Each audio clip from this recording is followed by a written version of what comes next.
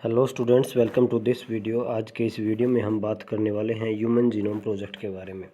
ये भी एक काफ़ी इंपॉर्टेंट टॉपिक है। इसके ऊपर सीबीएसई बोर्ड में डायरेक्ट क्वेश्चन आ जा सकता है कि salient features of human genome project, what are the goals of human genome project, explain human genome project. तो इस तरह के क्वेश्चन आते रहते हैं और नीट में भी एक एक वर्ड के क्वेश्चन आते हैं कि कौन सी एजेंसी के थ्रू था, कौन से ईयर में स्टार्ट किया गया, कितने साल लगे इसको। तो ये सब क्वेश्चन को ध्यान में रखना है। तो स्टार्ट करते हैं। In the preceding sections, you have learned that it is the sequence of bases in the DNA that determine the genetic information of the given organism। तो कोई भी गिवन ऑर्गेनिज्म है उसके अंदर जो जेनेटिक इन्फॉर्मेशन वो कहाँ से आ रही है, तो जो उसके अंदर डीएनए प्रेजेंट है उसके अंदर जो डीएनए के अंदर जो नाइट्रोजनस बेसिस है उनका सीक्वेंस क्या है, किस सीक्वेंस में वो नाइट्रोजनस बेसिस प्रेजेंट हैं डीएनए में। In the other words, genetic makeup of an organism or individual lies in the DNA sequence। दूसरे शब्दों में हम कह सकते हैं कि जो कोई भी इंडिविजुअल है उसका जो जेनेटिक मेकअप है वो जो अलग अलग डीएनए सीक्वेंस प्रेजेंट है अलग अलग ऑर्गेनिजम्स के अंदर उसके ऊपर डिपेंड करता है। If two individuals differ, then their DNA sequence should also be different at least some places। अगर दो कोई इंडिविजुअल हैं वो को अलग हैं तो वो इसलिए अलग हैं कि उनका डीएनए कुछ न कुछ जगह के ऊपर अलग है, कुछ न कुछ प्लेसेस के ऊपर उनका डीएनए में कुछ डिफरेंसेस हैं। इसके कारण ही वो दोनों इंडिविजुअल एक दूसरे से डिफरेंट हैं। These assumptions led to the quest of finding out complete DNA sequence of human genome। ये जो क्वेश्चन है इसके कारण ही क्या हुआ, एक मन में सवाल आया कि कंप्लीट जो आपका ह्यूमन डीएनए है, जो ह्यूमन जीनोम है उसका कंप्लीट सीक्वेंस किया जाए, उसके अंदर जो डीएनए प्रेजेंट है उसका सीक्वेंस किया जाए। With the establishment of genetic engineering technique where it was possible to isolate and clone any piece of DNA and availability of simple and fast technique for determining DNA sequence.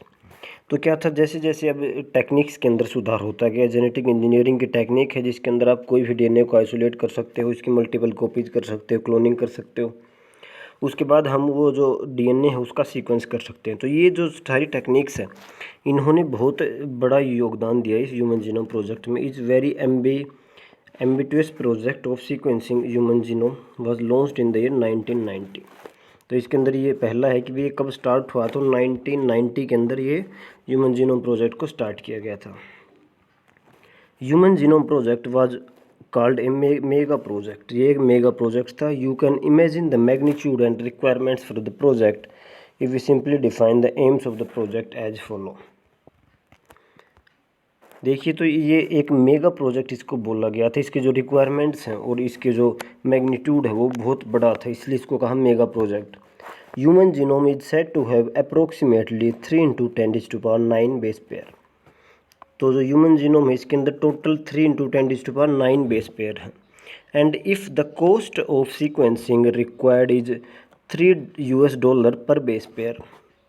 यदि एक base pair की sequence करें तो उसके अंदर $3 लग जाते हैं। The total estimated cost of project would be approximately $9 billion. तो जो टोटल जो कॉस्ट आएगी वो रहती है आपकी $9 बिलियन।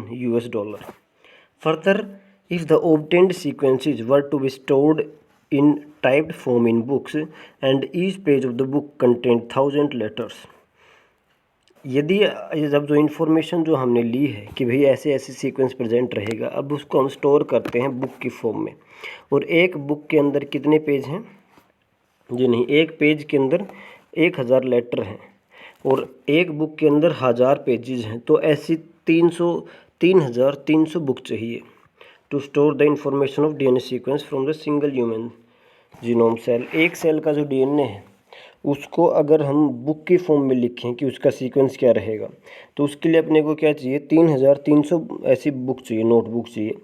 अब एक बुक की अगर बात करें तो एक बुक के अंदर 1000 पेज होंगे और एक पेज के अंदर 1000 लेटर होंगे। तो बहुत बड़ा डाटा है, इसको मेंटेन करना काफ़ी डिफ़िकल्ट टास्क है। The enormous amount of data expected to be generated also necessitated the use of high-speed computational device for data storage। इसीलिए क्या हो सकता है, इसको मेंटेन करना बहुत डिफ़िकल्ट टास्क है। तो इसके लिए हमने क्या किया, कंप्यूटर्स का यूज़ स्टार्ट कर दिया कि भाई जो डाटा स्टोर करना हो कंप्यूटर के लिए, और सीक्वेंसिंग भी कंप्यूटर बेस कर दी। उसको डाटा को स्टोर करना, उसको रिट्राइव करना और उसका एनालिसिस करना। स्टोर करना, उसको दोबारा से उसको अगर किसी को कोई रिक्वायरमेंट है तो वो सीक्वेंस को निकालना और उसकी एनालिसिस करना, तीनों चीज़ें कंप्यूटर बेस होगी। Human Genome Project was closely associated with the rapid development of new era in biology called bioinformatics. तो ह्यूमन जीनोम प्रोजेक्ट के साथ ही एक बायोलॉजी की नई फील्ड स्टार्ट हुई, उसको हम कहते हैं बायोइन्फॉर्मेटिक्स। इसके अंदर क्या होता है, मेनली कंप्यूटर और बायोलॉजी का कॉम्बिनेशन है कि हम अलग अलग सॉफ्टवेयर्स का यूज़ करके हम बायोलॉजी की स्टडी को आसान बनाते हैं। जैसे कि ये किया गया है कि जैसे कि कोई सेल है, सेल से डीएनए को आइसोलेट किया है, तो उसके अंदर उस डीएनए के सीक्वेंस को स्टडी करना है, किसी दूसरे ऑर्गेनिज्म से कंपेयर करना है, उसका एनालिसिस करना है, उसके बाद रिपोर्ट तैयार करनी है कितनी % सिमिलरिटी है। तो ये सब आपके कंप्यूटर के अंदर होते हैं इस केस में। तो क्या होता है, कंप्यूटेशनल स्टडी होती है और बायोलॉजी की कंप्यूटेशनल स्टडी को हमने कह दिया बायोइन्फॉर्मेटिक्स। अब जो अगला जो टॉपिक है वो है आपका goals of human genome project, कि जो ह्यूमन जीनोम प्रोजेक्ट स्टार्ट तो कर दिया, लेकिन इसके गोल्स क्या थे, क्यों स्टार्ट किया गया है। देखिए पहला goal, identify all the approximately 20,000 to 25,000 genes in the human DNA. बोला जाता है कि जो ह्यूमन डीएनए है इसके एक सेल के अंदर 20 से 25,000 जीन्स हैं, तो इन सभी जीन्स को आइडेंटिफाई करना, ये था पहला गोल। उसके बाद क्या करना है, determine the sequence of 3 billion chemical base pair that make up the human DNA. जो बेस पेयर हैं, लगभग 3 मिलियन बेस पेयर हैं, केमिकल बेस पेयर, तो वो किस सीक्वेंस में प्रेजेंट है उसका पता करना। Store this information in database, ये जो इन्फॉर्मेशन अब आएगी स्टडी करने के बाद, इसको किसी न किसी फॉर्म में स्टोर करना। Improve tools for data analysis, अब ये डाटा तो स्टोर हो गया, अब इसको एनालिसिस करने के लिए अलग अलग टूल्स बनाना, उसको इम्प्रूव करना। Transfer related technologies to other sector such as industries, अब ये जो जिस टेक्नोलॉजी से ये सब हुआ है, इसको दूसरी टेक्नोलॉजी में भी ट्रांसफ़र करना। Address the ethical, legal and social issues that में अराइज फ्रॉम द प्रोजेक्ट, तो जो भी इसके एथिकल, लीगल और सोशल इश्यूज़ इस प्रोजेक्ट से होंगे उसको एड्रेस करना, उसके लिए लड़ना। The human genome project was a 13-year project coordinated by US department of energy and national institute of health. ये भी इंपॉर्टेंट है, 13 साल का प्रोजेक्ट है। इसे पहले हमने देखा 1990 में स्टार्ट हुआ था। किसके द्वारा स्टार्ट किया गया था, तो यूएस डिपार्टमेंट ऑफ एनर्जी और नेशनल इंस्टीट्यूट ऑफ हेल्थ ने, दोनों ने मिलकर ये एक मेगा प्रोजेक्ट स्टार्ट किया था। 13 साल का प्रोजेक्ट है। During the early years of human genome project the Wellcome Trust UK become a major partner, तो जो एक यूके का वेलकम ट्रस्ट है उसने क्या किया, मेजर पार्टनर था वो। Additional contribution came from Japan, France, Germany, China and others, दूसरे कंट्रीज से भी थोड़ी थोड़ी कंट्रीब्यूशन आते रहे। The project was completed in 2003, जो प्रोजेक्ट है वो 2003 के अंदर कंप्लीट हुआ, 1990 के अंदर स्टार्ट हुआ था।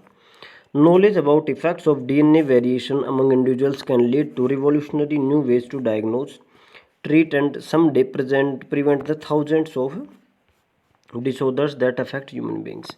तो ये जो स्टडी किया गया इसके द्वारा क्या किया है, जो वेरिएशन का इफेक्ट है, जो डीएनए वेरिएशन आ रही है, इसके इफेक्ट को स्टडी किया गया, और इसको इफेक्ट की स्टडी करने के बाद क्या किया, अलग अलग डिजीज़ को डायग्नोज करने में, उसका ट्रीटमेंट करने में, और बहुत सारे लोगों को उस डिजीज़ से बचाने में बहुत ज़्यादा हेल्प होती है। Besides providing clues to understanding human biology, learning about non-human organisms, DNA sequence can lead to an understanding of their natural capabilities that can be applied towards solving challenges in healthcare. इसके साथ साथ जो human जो biology है, इसको समझने के साथ साथ जो नॉन ह्यूमन ऑर्गेनिजम्स हैं, जो भी लिविंग ऑर्गेनिज्म हैं बाकी ह्यूमन के अलावा, उनके डीएनए सीक्वेंस को भी स्टडी करना, और उनके डीएनए सीक्वेंस को स्टडी करके उनकी कैपेसिटीज़ का पता लगाना कि भाई कितनी पर्टिकुलर ऑर्गेनिज्म क्या क्या फंक्शन कर सकता है, इसकी क्या क्या कैपेबिलिटीज़ हैं, और उन कैपेबिलिटीज़ को यूज़ करके जो हेल्थ केयर के अंदर जो भी हमारे चैलेंज हैं उनको सोल्व करना, एग्रीकल्चर के अंदर सोल्व करना, एनवायरमेंटल रेमेडिएशंस के अंदर सोल्व करना। तो इन चीज़ों में ये काफ़ी हेल्प करता है कि भाई पर्टिकुलर ऑर्गेनिज्म का डीएनए कैसा है, उसके अंदर कितनी म्यूटेशंस आती है, क्या वेरिएशंस हैं, पर्टिकुलर एनवायरनमेंट में वो कैसे रिएक्ट करता है। तो ये सब क्या है, हमारे लिए हेल्पफुल हो सकते हैं। Many non human model organism such as bacteria, yeast and C elegans and Drosophila plants and had also been sequenced. इसके साथ साथ ह्यूमन के साथ साथ क्या किया, कैनेरियो हैबिडिटिस एलिगेंस, ड्रोसोफिला, और बहुत सारे प्लांट्स हैं, राइस एंड अरेबिडोप्सिस, ये दो, इन सभी को क्या किया, इनके साथ साथ इन सभी को सीक्वेंस किया गया जैसे जैसे टाइम बढ़ता गया। अगले वीडियो में हम देखेंगे कि भाई मेथडोलॉजीज कौन कौन से मेथड्स का यूज किया इन सीक्वेंसिंग के लिए, और साथ में देखेंगे silent features of human genome project.